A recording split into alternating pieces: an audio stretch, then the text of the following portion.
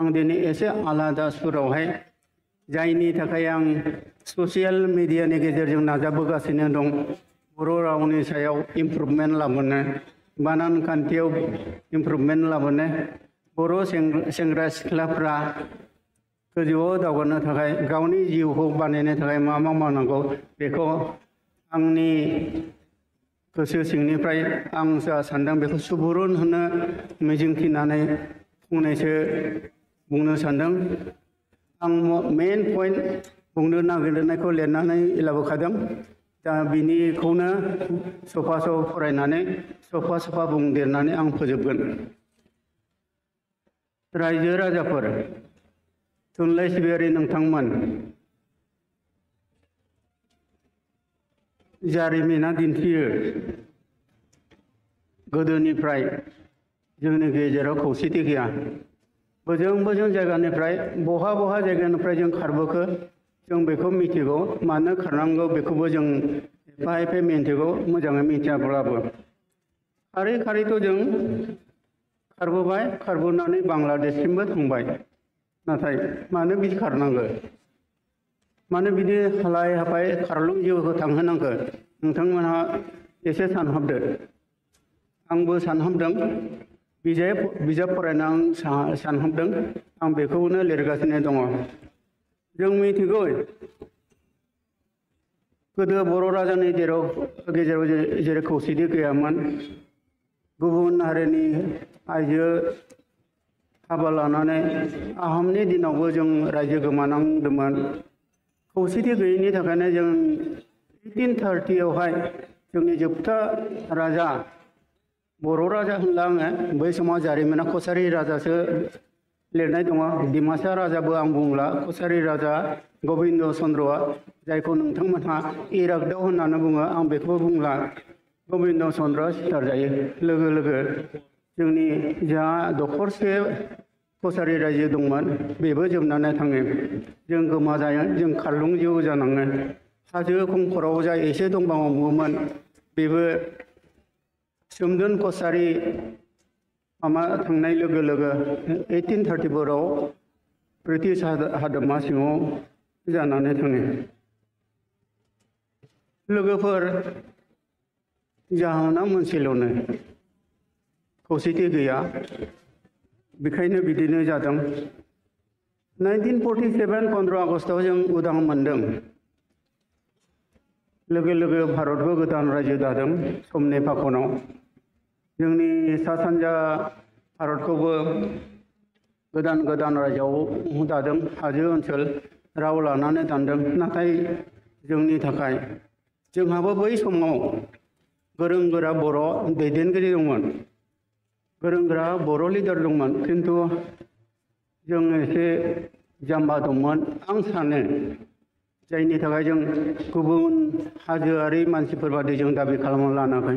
जों रायजोबो मोनाखै, खारलुं जिउ थांहोबाय थानांदों। गोसो जायोब्ला बै समावनो जोंबो बर' रायजो दानो हागौमोन, बर' राव थुनलाइ जौगाहोनो हागौमोन। खिन्थु जों बेखौ मावाखिसै। जानानै थांबाय। 1952-53आव बर' थुनलाइ आफादखौ दानायनि उनावहाय जों एसे बुजिनो हाबाय, लेखाबो रोंसिननायखाय, जे जोंनि राव थुनलाइयाबो गुबुननि राव थुनलाइ बादि जौगानांगौ। नंगौ, जौगानांगौ। खारन जों मिथिगौ साहित्य, संगित, कला बिथिङाव बे मोनसे हारिया जायहानाखि बे मोनथाम जिनिसा बेयो जुनारनि समान। ओंखायनो बर' साहित्य सभाया जों लोगोसे गुबुनफ्राबो दावहा नांदोंमोन खौसेयाव फैनानै माबा मोनसे खालामनो, रायजो मोनाबाबो राव थुनलाइ जौगाहोनो। नाथाय जेसेबां लुबैदों एसेबां दावगानो हायाखै। बिदिनो जों जारिमिना दिन्थियो जों जुजियै 1993आव बड'लेण्ड अट'नमास काउन्सिल मोनदों। आरो जों बोसोरनै बोसोरथामनि उनावहाय जों बुजिनो मोनदों जोंनि जा जों लुबैदोंमोन बेफोर जाफुङाखिसै। जाफुंनो थाखाय जों आरो आन्दलन खालामबावबाय। आन्दलन खालामनानै 2003 मायथाइयाव जों BTC मोनलायबाय। जों बर' ओनसोलखौ 6 सिड्युलाव लाबोबाय जोंनि राव थुनलाइ जोंनि जा राइट दं बेखौ मोन्थाइखौ जों रैखा खालामनो जों राहा मोनबाय नाथाय गाज्रि जामान लोगोफोर बिदि जायै जायै उनावहाय आं दा दसे उनाव बुंगोन माखासे सोदोब आं बेखौ गोसो सिंनिफ्रायसो बुंदों दुखु जानानै बुंगोन नोंथांमोना गाज्रि दामोन खारन बे खोथा बुंनायनि थाखाय आंहा कुनु पार्टीजों आंहा लिंक्स गैया आं कुनु पार्टी मोनसेखौ आं सापर्ट खालामा आं बयखौबो मोजां मोनो जाय पार्टीया बर'नि थाखाय दावगागोन आं बेखौ सापर्ट खालामो आरो फैलायबाय 2020 आवहाय बिटिआर गोरोबथा जाबावलायबाय बिटिआर जाबावनानै मा जालायखो दा बोसोरब्रै जोबनानै थांबाय जों नुनो मोनबाय जों बेसेबां मोनखो बेसेबां गोमाखो आं बेवहायनो बुंनो सानदों मा खालामनो रायजोफोर गोदो जेरै जोंनि खोथायावनो दङ दैमालुआ होनो जोंखौ सावहोदोंमोन बे सावहोनाया दाबो नांगाखै खारन बिनि जाहोना जाबाय जों बर'फोरनि गेजेराव खौसेथि गैया जों फरायनो मोनदों रामा लंकायाव थांबा होनो राबन जायो जोंबो नुनो मोनदों जेलानाखि जोंनि परिस्थिति आबहावाखौ बै समनिफ्राय बिजे बिजे नायदों होनबा नुनो मोनो जोंनि लिडारफोराबो राबन नङाबाबो सेल्फिश महरै खामानि मावदों हारिनि थाखाय खामानि मावाखै जायनि थाखाय जोंनि बे अबस्था बे दाबादि दुखुनांथाव जानानै फैदों थुनलाइ सिबियारि रायजो राजाफोर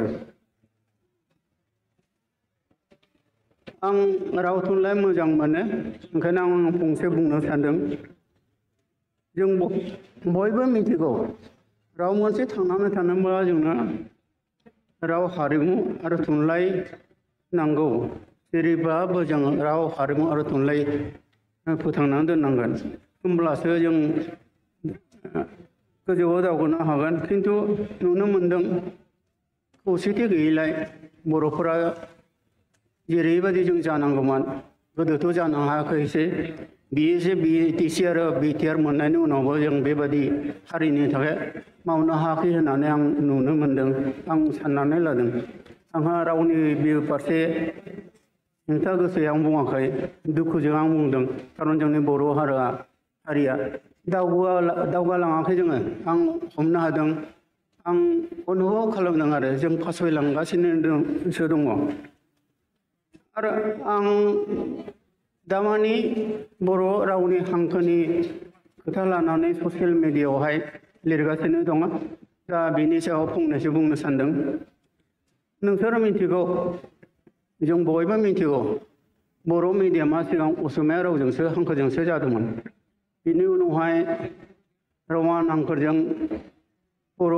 सोलोंथाइखौ लानो दाबि खालामदोंमोन दाबि खालामनाय समाव गोबां जिउ गारनांदोंमोन नाथाय मानोबा खारनाव 1975 जों देबनागरि लानांदों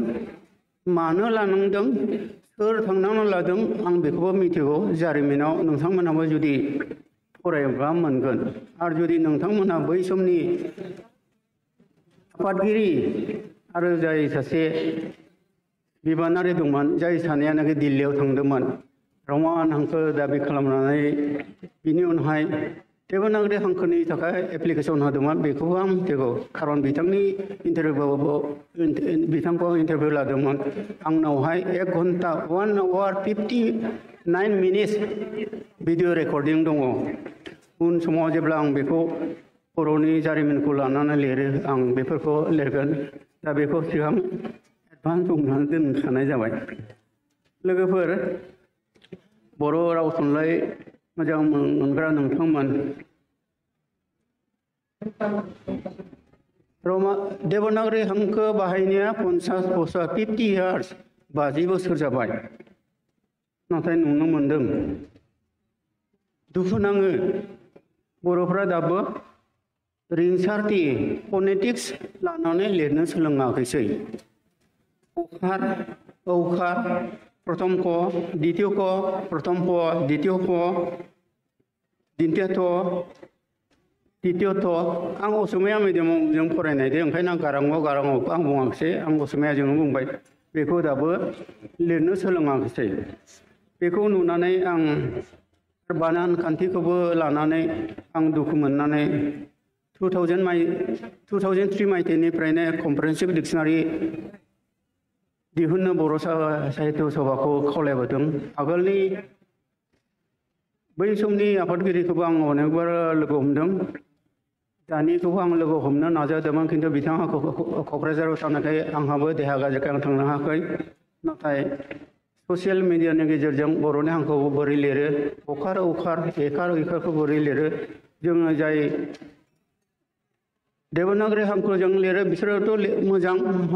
मानोना बर' राव थुनलाइया देबनागरि हांखोजोंसो जौगानांगोन नाथाय जाय रमान स्क्रिप्टआव लायो बिसोरबो फनेटिक्स रिंसारथि लानानै आं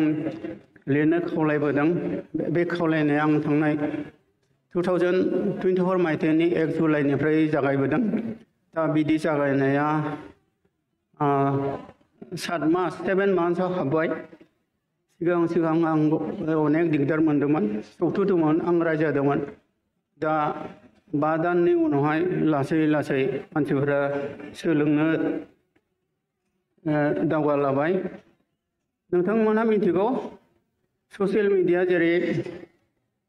फेसबुक वाट्सएप मेसेन्जार इउटिउबावहाय रमानजों लिरनाया 100%नि बिथोरावहाय 90%आ गोरोन्थिजों जेखौनो ओंखामखौ एजों लिरनांगौ बिथांमोना केजों लिरो जेखौ आंखौ लिरनांगौ बेखौ बिथांमोना सर्टजों एजि लिरो आं बुंदों गेजेराव एन होबा मा दस दङ बिदि जानो नाङा बि आरो दि लिरो बिनि उनाव आइ दिनि उनावहाय आइ होबा मा जायो देयर इज नो प्रब्लेम जों नाजाया आरो खायफाबा आंखौ बुंदोंसो नोंथांहा मा नांसौदों जोंनि गोसोआवथ' जों लिरगोन नाथाय बिदि लिरबानो जायाथ' लिरनोबो रोंनांगोन लिरनोबो सोलोंनांगोन हारिनि थाखाय जों साननांगोन हारिनि गोजों इयुननि थाखाय जों साननांगोन बिदिसो जों लिरनांगोन लिरहोनो थाखाय आं फन कनभार्सन चार्ट रमाननिफ्राय देबनागरिनिफ्राय रमान आंखौ बोरै लिरो बेखौबो आं फोसावगासिनो दं आं नुनो मोनदों 50% मानसिफोरा जायनोखि ससियेल मिडिया बेबहार खालामो बिथांमोना एसे सांग्रां जाबाय नाथाय दाबो 50% दंबावो बिथांमोना सांग्रां जायाखै आं सानो बे बेलायावहाय बर' साहित्य सभा दावगाना फैनांगोन आं थांनाय 6-7 मान्थस बर' साहित्य सभाखौहाय मोनसे सेल बा इउनिट अपेन खालामनो खावलायदों जायनिखि सेल बा इउनिटआ जे ससियेल मिडिया हक बा एग्जामनि कुइसन पेपारानो हक बा जिखुनु माबा जुदि हक बेखौ जाहाथे नोजोर होनानै गुरैयै खावलायो आं जेरै खावलायदोंमोन खावलायबाबो नाजायाखैसो आं स्क्रिनशट खालामना होदों दा बे होनाय लोगो लोगो दा मोजांनि लामायाव फैगासिनो दं आरो बर' रावनि सोमोन्दै आरो बुंनो सानबावनोसै आङो मिरु सरकारनि साकरियाल हिसाबै मणिपुर मिज'राम मेघालयआवहाय साख्रि मावनो आं खाबु मोनदों बै समाव आं नुनो मोनदों जों सेन्ट्रेल गभर्नमेन्टनि प्रग्रामबाबो जेब्लानाखि जोंना मणिपुरि अफिसारा इनभाइट खालामो मणिपुरि मिनिस्टार इनभाइट खालामो बिसोरो 100%नि बिथोराव 90% मणिपुरि बा मिज'जोंसो बिसोर लेक्सार होयो बाखि जों गुबुन मानसि थाबावनाय मानसिनो जोंनो 10% 5 to 10%ल' बिसोर इंराजिजों बुङो जाहाथे जों बुजिनो मोननाय नाथाय नुनो मोनदों जोंनि बिटिआरआवहाय आगोल बिएससि गेजेर जरावनो बिटिसि दानि बिटिआरआव नुनो मोनदों जोंनि गोरों गोरा जायनिखि दैदेनगिरि बिथांमोनखौ नुनो मोनदों जे 90%खौनो हारसाजों बुङो 10%ल' बर'जों बुङो बिदि बुङोब्ला बर' रावनि इयुना मा जागोन आं सानो 30-40 बोसोरनि उनावहाय बर' रावनि मानदण्डआ मासिया थानाय नङा समाया जोबनायनि थाखाय आंखौ फोजोबनो थाखाय आंखौ बिथाङा बुंलांबाय ओंखायनो आं फरायसाफोरनि सायाव फंनैसो बुंनोसै जोंनि भबिष्यतआ इयुना छात्र छात्रीफोरनि उपराव निर्भर खालामदों ओंखायनो जोंनि फरायसाफोरा थांखि लानानै फरायनांगोन सिमां नुनानै गोजौ सिमां नुनानै फरायनांगौ होमब्लासो जों थांखियाव सहैगोन गोजौ थांखियाव सहैयाबाबो जों एसे गाहायावबाबो सहैगोन नाथाय जों नुनो मोनदों जों बर' गथ'फोरा फरायनायाव गैला आजिखालिथ' राजखान्थियारि हाबाफारियाव नांथाबनानै फरायनाय समखौनो ओरैनो थांहोबाय आजिखालि बे डिजिटेल मुगायावथ' अनेक खोथा दंसै डिजिटेल मुगायावहाय मबाइल नायै नायै बर'फोरा फरायनाय समखौनो बारहोबाय आं सानो इयुननि जिउखौ दानो थाखाय जों जाखांबोनाय फरायसाफोरा मबाइल बा डिजिटेल मिडियामखौ एसे बाङायखौ बाहायनांगौ गावनि फरायनायखौ गोसो होनांगौ होमबासो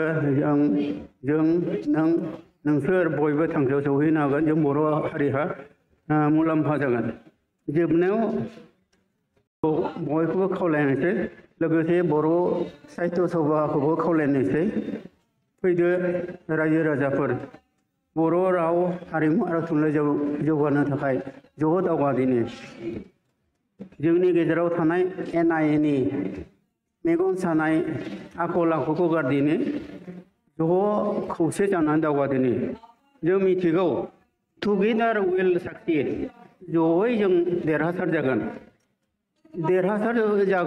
देरहासाराव मासि जों मोनगोन बारा बुंलिया एसेनोसै गोजोन्थों थेंक इउ